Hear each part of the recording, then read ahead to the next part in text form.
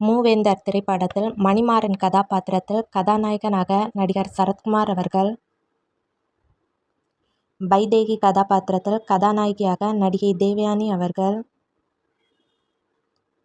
சிவகாமி கதாபாத்திரத்தில் சரத்குமாரின் அம்மாவாக நடிகை லட்சுமி அம்மா அவர்கள், பூச்சி கதாபாத்திரத்தில் சரத்குமாரின் அப்பாவாக மறைந்த நடிகர் எஸ்.வி. ராமதாசய்யா அவர்கள், உமா கதாபாத்திரத்தில் சரத்குமாரின் தங்கையாக நடிகை ராஜேஸ்வரி அவர்கள்,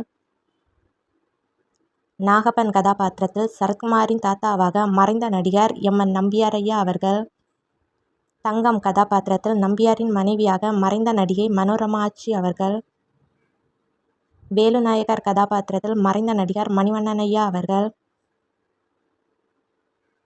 தர்மிதாசன் கதாபாத்திரத்தில் நடிகர் மற்றும் இயக்குனர் அனுமோகனையா அவர்கள், வெள்ளையங்கிரி கதாபாத்திரத்தில் வில்லனாக நடிகர் ஆனந்தராஜ் அவர்கள், விச்சு கதாபாத்திரத்தில் நடிகர் விச்சு விஸ்வநாதன் அவர்கள், தேவயானியின் அப்பாவாக மறைந்த நடிகர் டெல்லி கணேஷ் ஐயா அவர்கள், தேவயானியின் அக்காவாக நடிகை சபிதா ஆனந்த் அவர்கள், தேவயானியின் தங்கையாக நடிகை மோனிகா அவர்கள், இயற்கை வைத்தியன் இருளப்பன் கதாபாத்திரத்தில் மறைந்த நடிகர் திருப்பூர் ராமசுவாமி ஐயா அவர்கள், ஜோதிடர் கதாபாத்திரத்தில் மறைந்த நடிகர் கோவை செந்திலையா அவர்கள், சரத்குமார் வீட்டு வேலைக்காரனாக நடிகர் அல்வா வாசு ஐயா அவர்கள், நர்ஸு கதாபாத்திரத்தில் நடிகை பசி சத்யா அவர்கள், ஊர் மக்களில் ஒருவராக நடிகர் போண்டாமணி அவர்கள்,